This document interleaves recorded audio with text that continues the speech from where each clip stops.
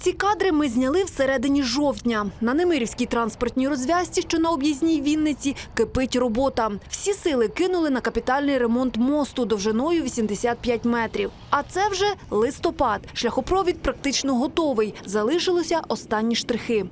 Він завершений на 98%, залишилось встановити транспортне огородження частково, залишилось зробити завершити посів трав і влаштування декількох стовпів освітлення, а також встановлення ліхтарів безпосередньо фактично, і прибрати територію відповідно.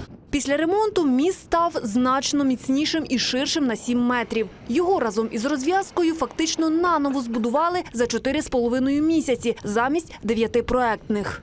На цьому шляхопроводі на транспортній розв'язці було виконано влаштування додаткових опор. По кожній опорі було влаштовані забивні палі, влаштовані самі опори, влаштовані з кожної сторони по 3 балки прогонової будови у кожному прольоті, влаштована нова монолітна плита по всьому об'єму, влаштовані нові деформаційні шви, опорні частини, нове покриття, нове перильне бар'єрне огородження.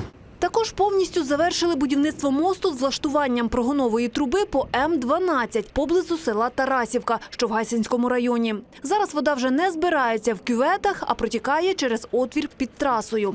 А ось на шляхопроводі біля села Семенки ремонт ще не починали, але запланували. Подекуди тут утворилися наскрізні діри. Цей міст довжиною 206 метрів знаходиться на місцевій дорозі, яка сполучає Тульчин та Браслав із трасою М-12. Цей міст є один із найбільших, і як ви вже бачили, от такі пошкодження, які, в принципі, завдані внаслідок руху перевантажених транспортних засобів, і їх потрібно усувати, тому що подальше зволікання з ремонтом цієї штучної споруди призведе до руйнування.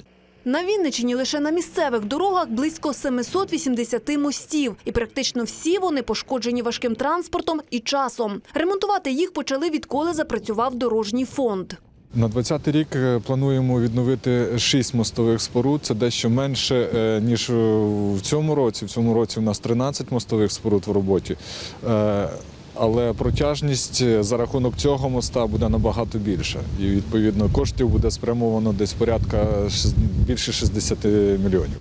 Цьогоріч в області відремонтували 36 кілометрів місцевих доріг. На наступний запланували ще понад 64 кілометри. 17,5 з яких оновлять капітально. На все з дорожнього фонду очікують 1 262 мільйони гривень. В першу чергу ми будемо користуватися пріоритетом регіональних доріг, які будуть дозволяти полегшити навантаження на основні дороги і забезпечити ефективну комунікацію між сьогодні районними центрами для того, щоб забезпечити розвиток цих територій. У 2020-му міжнародні траси також не залишаться без уваги. В планах повністю завершити ремонт М-12. Там залишилося прокласти 19 кілометрів дорожнього полотна. В наступному році відремонтують і 45 кілометрів М-21. Алла Хоменко, Вадим Інжиєвський. Новини. Телеканал Віта.